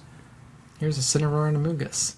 Or like decide between Mega Tatsugiri and using the Dondozo combo. The sushi combo. Mega Tatsugiri. I do think it's free to play at least. Or at least like free to start. I think there's going to be like a paid tier maybe, but I'm not sure if that was just a theory that I read. But let's quickly cover Legends EA. I just want to like bring up this information because it's not really clear unless you read the really fine print in the trailer. But they showed off a trailer for Pokemon Legends EA. They revealed Mega Garchomp Z, which is the last Mega to be revealed. That was data mined, supposedly. And even though the Mega Garchomp Z is free, you do need the DLC to actually access the Pokemon. So the Mega Dimension DLC. Because Nicole, when we were watching, we weren't sure about that earlier. But I looked at the fine print, and you have to complete a couple hyperspace distortion things in the DLC to then get access to the hyperspace distortion that has Mega Garchomp Z in it. Where you then have to battle it to then get its Mega Stone. So, when I was watching the trailer, I just saw that there was a Charizard there, and I just started to chant, like, Charizard 5, Charizard 5, Charizard 5. We're not getting Charizard 5. like Mega Charizard Z? Yeah. I would like a Mega Charizard Z. I actually thought they were going to do Venusaur and Blastoise only as Z, so then they could give them each two Megas. But I just want the meme of Charizard 5 to become real. I don't even like... Charizard is probably my least favorite of the line, and I still want Charizard 5. fair. I thought they'd do a Mega Mewtwo Z as well, because Mewtwo is really popular. But, I don't know, maybe in 20 years when they do XY remakes. Alright, let's talk about Pokopia, unless, Nicole, you have any thoughts on ZA? I know neither of us has finished that game yet, so we haven't even gotten close to the DLC, so... I feel like not a true Pokemon fan. But life has been busy. Yeah, it's true. There are too many games. Yeah. Alright, let's talk about Pokopia. So, for anyone who doesn't know, this is like a Dragon Quest Builders, Minecraft, Animal Crossing, Life Sim Pokemon game, where basically you are in a ruined region, post-apocalyptic, and you are a Ditto who wants to rebuild the land in hopes that your trainer will return, which is why you look like your trainer. So that's why the Ditto, that's the main character that you're playing as, looks like a human. And as you play through the game, you get lots of Pokemon attacks to help rebuild the region, and you recruit lots of Pokemon. Today they revealed a new Rotom form, which gives me hope that we're getting a new type one day, because they revealed that Rotom is getting a stereo form. Rotom transforms into a bunch of different forms, which gives it a secondary typing. So like if you transform into Morotom, you get the grass typing along with electric, I think. And we lose the ghost typing, right? So anyway, but this Rotom form obviously has no types in the game. It is just the stereo form, and then throughout the game you're going to be able to collect CDs. And when you collect those CDs, you can then use the Rotom as a jukebox and play different songs from the Pokemon franchise in the game. So like the Red and Blue music, they showed off Scarlet and Violet music, and they showed off, for sure they showed off Ruby and Sapphire music, because Four Trees City was one of the examples as well, which I think is really cool. So sound type, everyone? Sound type? How do we feel about sound type? Well, I just love Rotom in general, so I'm always happy to see a new Rotom form, even if it's a dictionary or a drone. True. So, speaker, that's cool too. Yeah. That we we talked at depth about the sound type, I feel like, and there's a lot of pros and cons, like a lot of Pokemon who are already, they fit the sound type. Yeah. There's Jigglypuff, there's Exploud, there's Meloetta. Meloetta was my other, it was one I was gonna, there's a whole bunch though. I came up with a list of like 40 of them that could be given the sound. There's Lapras's Gigantamax, which is all music notes around it. But I feel like with Meloetta, it'll be the same thing with like Celebi. Like Celebi probably should have become a fairy type instead of psychic, but it's been its type for too long that they won't make that change. Yeah, I think honestly Mew, Celebi, Jirachi, Manaphy doesn't even have a psychic type, and Victini, those all should have fairy type instead of psychic, with the exception of Mew. I think Mew should be psychic fairy because of Mewtwo, but I think the fairy type fits. And also the Pixies, the Gen 4 Pixies, should also have are they fairy type or are they still psychic? No, I think they're just pure psychic. Yeah, so. But they did retcon a bunch of Pokemon into fairy type, like Clefairy. So, I don't know. Maybe they could retcon a bunch into sound type.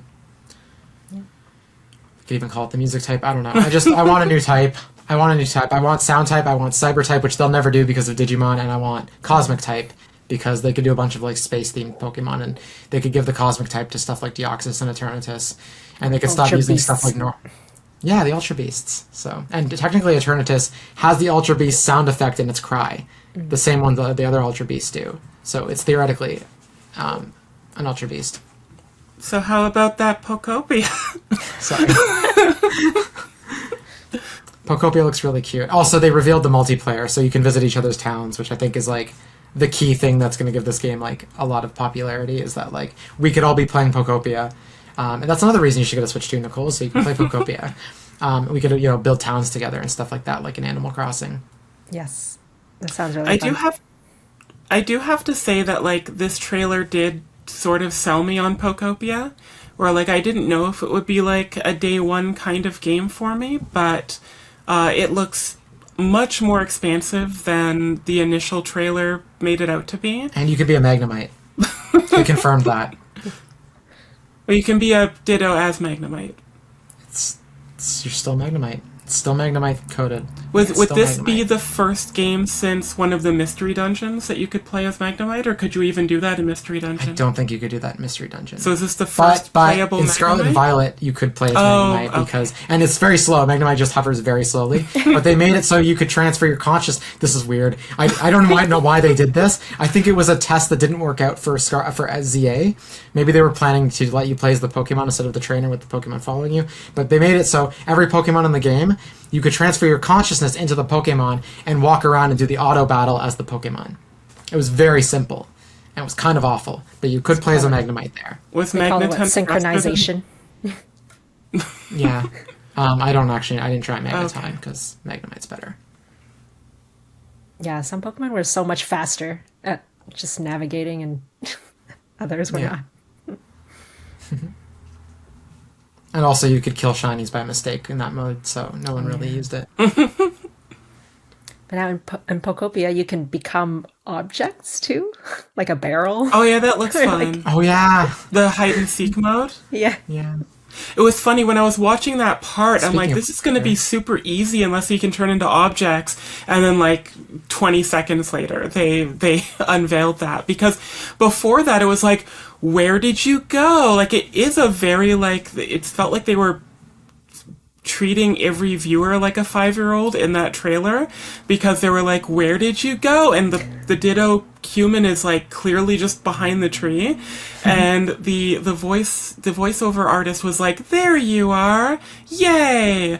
But at least with the turning into objects, it's like, okay, hide and seek can actually be fun. That's cool. There's a challenge.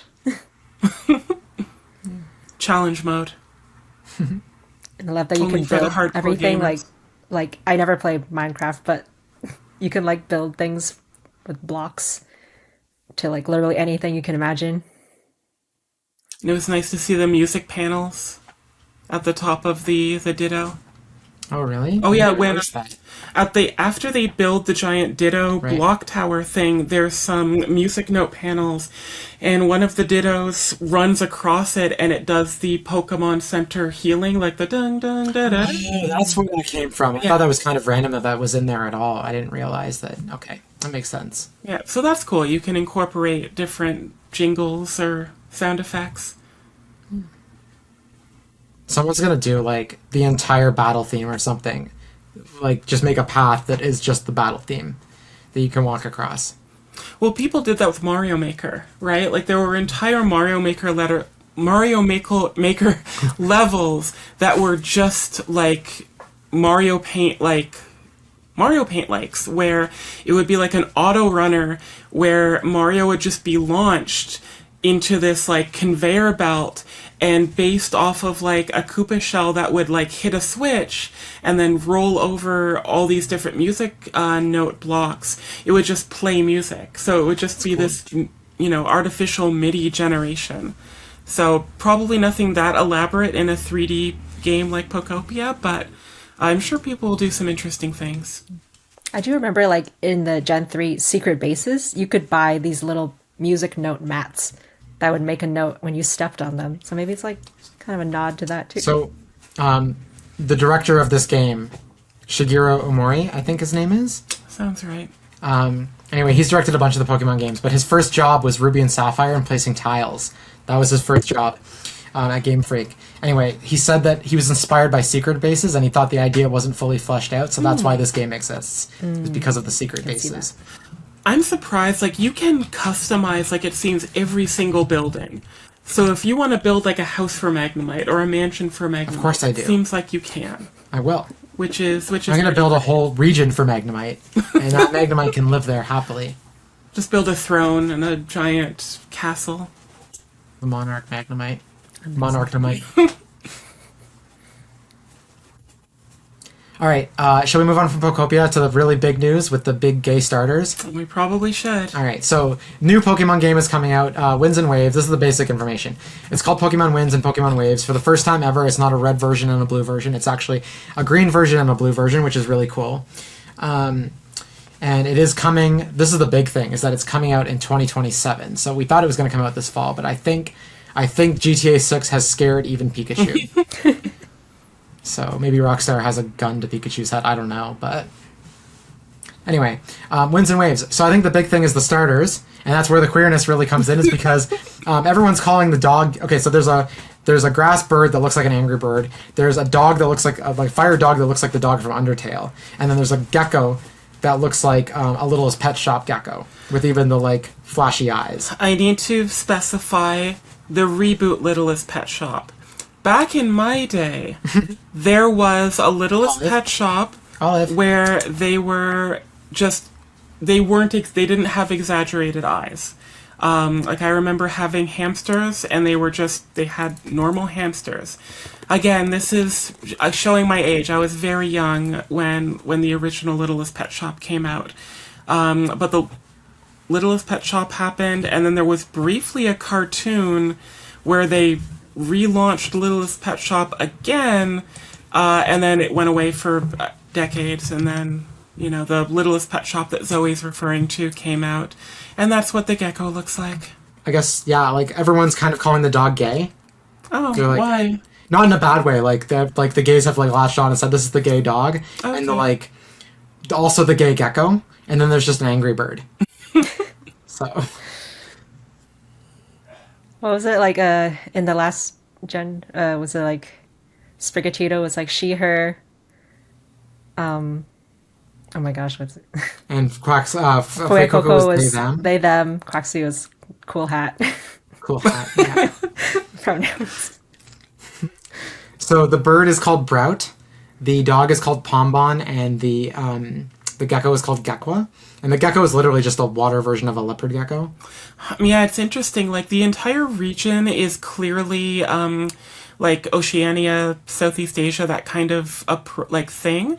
I've seen a lot of Indonesians on Twitter, like, all 5 of them being really thrilled that there's, clearly Indonesian rep, like, the architecture. Even, like, the color of the paint, apparently, in the building is reminiscent of Indonesia. But looking at it's Gekwa, right? Gekwa, yeah. Yeah, looking at Gekwa's design, like, it is a desert gecko, but water, which is really a cool juxtaposition. Like, I do appreciate that. Especially funny because my leopard gecko Mango hates the water. Absolutely hates it. Or Mango. Yeah. But yeah, I don't think the other two starters have. I mean, we'll see what happens with the chick. The dog is a Pomeranian, so I'm assuming its final evolution will be like what's it called, a chow or a chow chow? What's the dog that looks like a giant Increasingly Pomeranian? poofier. Yeah. It'll just be an orb. Yeah. Although it's going to have to be like almost like lion dog like, right? Like I'm hoping it's going to be regal. I was going to say I'm hoping all four of them or all three of them stay on all fours, but the bird shouldn't go on all fours. That would be weird.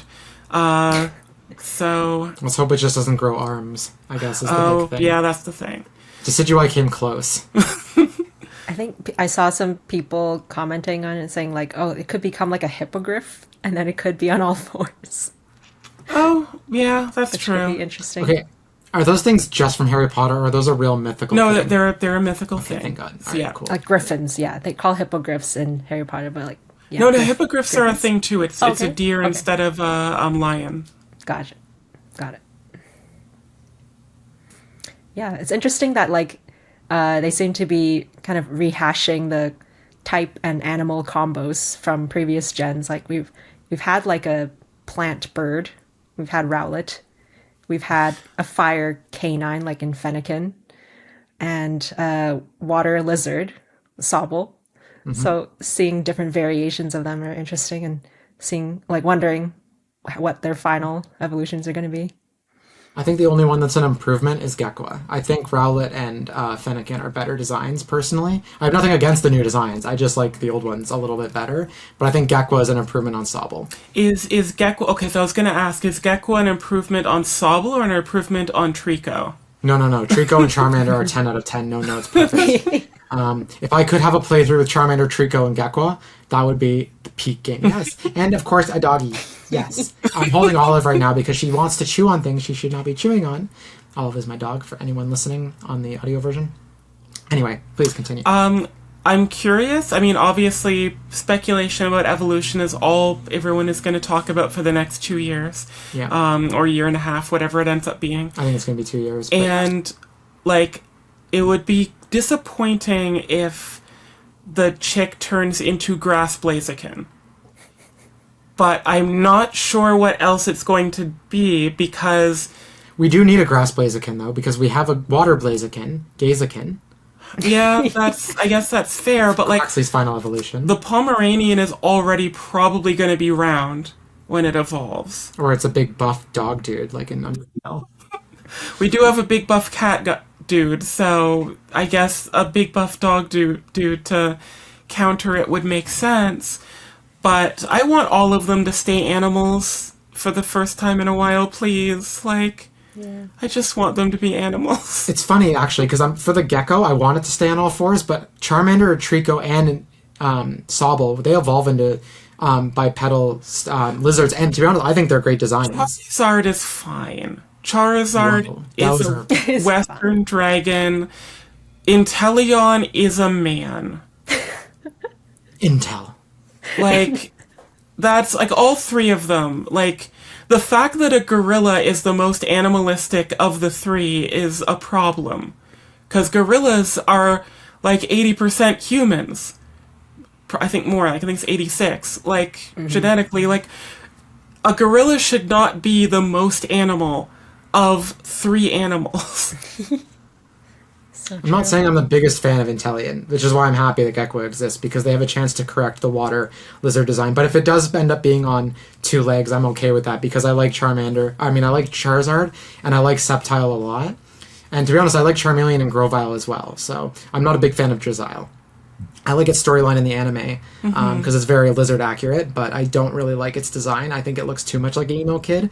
I think they're injecting way too much human into those designs, like you said, but I hate it more for Drizzile than I do for Inteleon, weirdly enough. Yeah, no, I think Drizzile is not as successful as Inteleon. I don't like Inteleon, but yeah, there have been more questionable designs. All right, if you had to pick your starter right now and you don't know anything else than we do today, who are we picking? Gekwa. Gekwa? Okay. Nicole? I'll pick Brout, the bird. Nice. Can I pick two? I want my dog and my gecko because those are my two pets. The dog is the internet's favorite.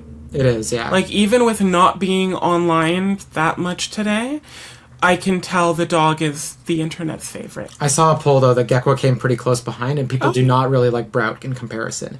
Like, Pombon was like 51%, and Gekwa was like 38%, and then like Brout was like, I don't know, whatever was left, like 10%. I think, Poor yeah, Brout. Pompon is the most conventionally cute face. I do think that, like, birds have a lot of potential for final designs. Like, the birds that we've gotten have all been pretty distinct. Like, between Blaziken and Owled Decidui and Quaxleval or whatever. Quackleval? Yeah, that one. The birds have been pretty distinct and, like, pretty good, like, as far as design goes. Mammals can go any which way. That dog can be anything. It has its entire life ahead of it. Yeah. So I'm worried for it, though. It could make some bad choices, but we'll have to see. What do you think the typings will be? Or what are you hoping for? With Gekwa, I'm guessing psychic, just due to it looks like it has a Purple third eye, color. like a drop. So that's kind of my prediction. I would love the dog to just stay fire. I've seen people theorizing it's going to be Fire Fairy. Okay, yeah. Like, Fido is a fairy type, so there's a odd number of fairy dogs out there. Oh, yeah. True, yeah. It's never stopped them before, though. Yeah. It's probably going to be firefighting, let's be honest. It hasn't happened for a while. Okay, I need to move the mouse for a second. Fire, yeah, I think the most likely is probably pure fire or... You know what, if it was firefighting but still quadrupedal, I think I would find that kind of interesting. Like, have we had a defensive focused firefighting type yet? No. Okay, so that As was far as I know. interesting. I think I saw someone speculate because Pombon is so round and it's like fur is a big thing for it. They could go off like the static kind of aspect of the fur and make it like fire electric, which would be cool. Jeez, that'll make Score Bunny fans really happy, I'm sure. Yeah. That bird is... I have no idea what direction that bird is I going. mean, it's Yeah. clearly, I think, supposed to be a chicken. I'm sure Loxton on YouTube will explain what specific thing it is, based off of Indonesian folklore or modern culture or something. It looks like a chicken, so if it is a chicken, it's probably not going to be flying type. So I think it could go any direction. I think a grass fighting would be fitting, though. It would make most of the chickens, or all of the chickens, fighting types then. Which would have unfortunate implications with the whole, yeah. rooster fighting situation. So maybe not. Like, maybe it would be nice if it was grass fairy or something and just pleasant. But we'll have to see. Okay, we do have to move on, though. We're going to talk about two more things before we go. These are the two things I wanted to talk about the most, is that diving is back, which is really cool, or at least that's the implication. Because they showed like a big underwater thing and there's lots of Pokemon swimming around. So I guess the idea here is that because, one of the games is called Waves. So like you're going to be able to go underwater, and it's the first time diving's been back since Ruby and Sapphire remakes, which is Omega Ruby Alpha Sapphire. But also, I want to talk about the performance, because everyone's really praising the visuals, but there's still a lot of jaggies and a lot of performance issues hidden in there if anyone looks, actually. And I'm a little disappointed that, one, it's still 30 FPS. Two, when they throw the Pokeball and it's like shaking to catch a Pokemon, it's still floating for some reason instead of just being on the ground where it should be.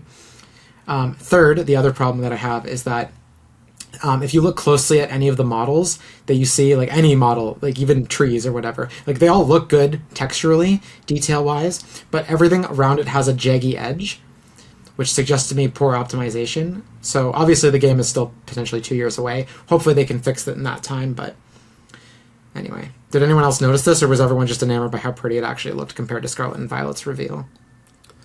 They really distracted with those waves. The waves are really pretty. Like, I definitely did see, like, oh, that's a polygonal tree. Or, like, the branches, like, there's some leaves of the trees. And I looked at them, like, oh, that's still pretty polygonal. But then those waves, those are some pretty waves. That's where all the budget went. It was nice looking water. But maybe because it is an improvement from the Lumiose, like I guess Legends ZA. Because it's all more organic forms and not just a bunch of buildings, that they can get away with a bit more like rough around the edges kind of look, and say it's like just part of the stylization. It's a convenient excuse to let Pokemon avoid letting us go back into buildings again, which they seem to be really afraid to do unless it's a museum. We can go into museums and schools, but that's it. And the one hotel. Yeah, even the Pokemon centers are outdoors again, so they don't want you going inside a Pokemon center.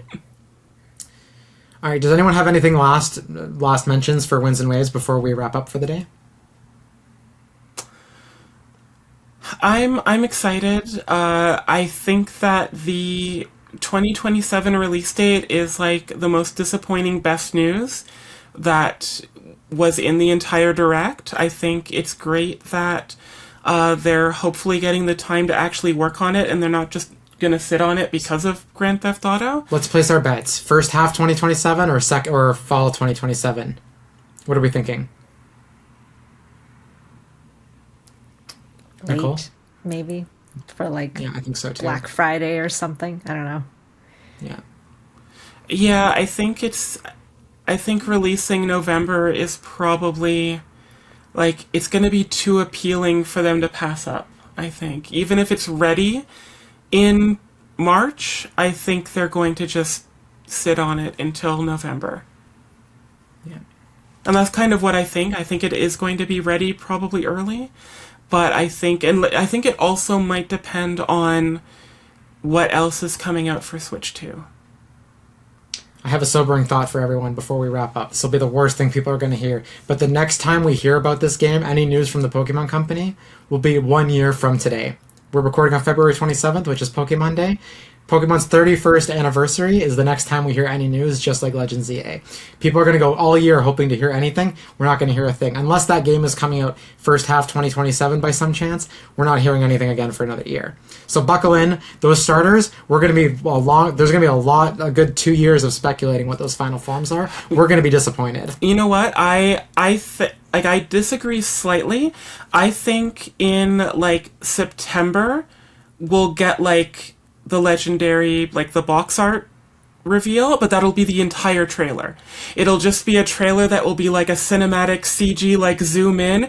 Here's the wind boss, here's the wave boss, and that's it. No, they won't do that because they only reveal the box art and the legendaries on the box when they're about to put pre-orders up. Oh, when they have the box art ready, I guess. We won't even see the box art legendaries until May 2027.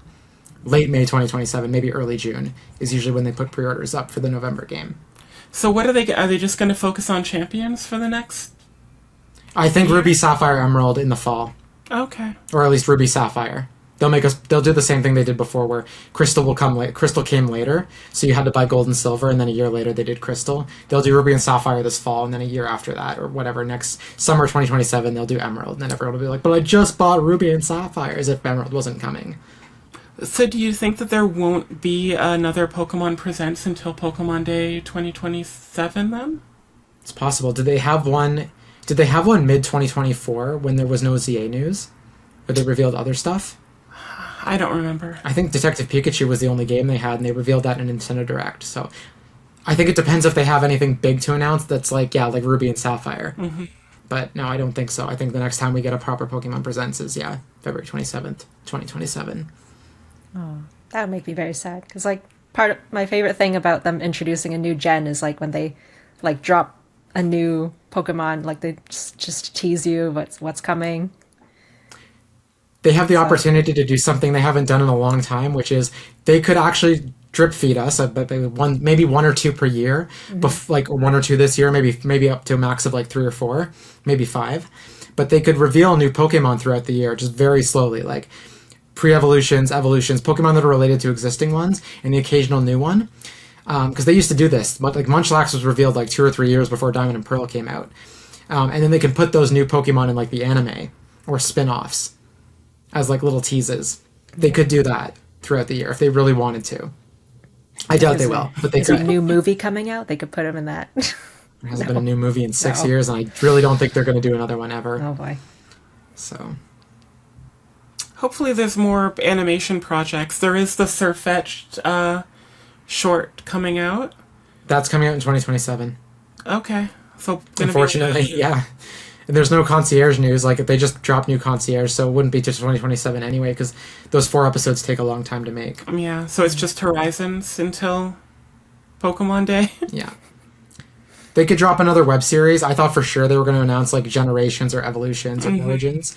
Like, they usually on an anniversary or a big year, they'll drop, like, an anime that's based on the exact, like, an adaptation of the games. I kind of thought they were going to announce, like, Ash coming into Horizons for an episode.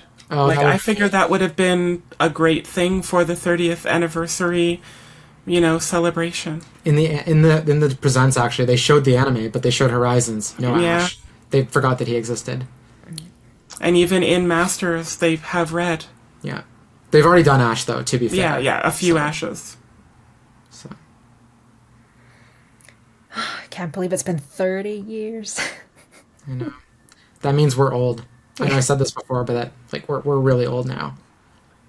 It's time to retire. Again, as someone who was there for Pokemon Power, the Nintendo Power inserts, it's been like I remember reading Nintendo Power and them having a little preview of Pokemon as a franchise, and it was like literally a tiny paragraph, and it was back when they were still convinced Poliwhirl was going to be one of the like main franchise mascots, because they were focusing, like, I think Poliwhirl got bigger billing than Pikachu at the time.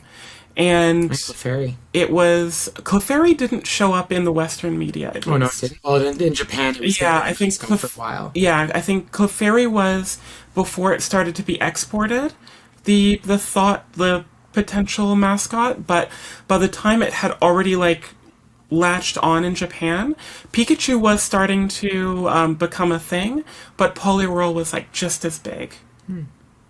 And then once they decided to localize it, Nintendo Power released these Pokemon Power inserts, which were like a strategy guide, and then they had like a Anacomic, so like the anime cut up into comic panels, which was great. And I was excited before the game ever came out.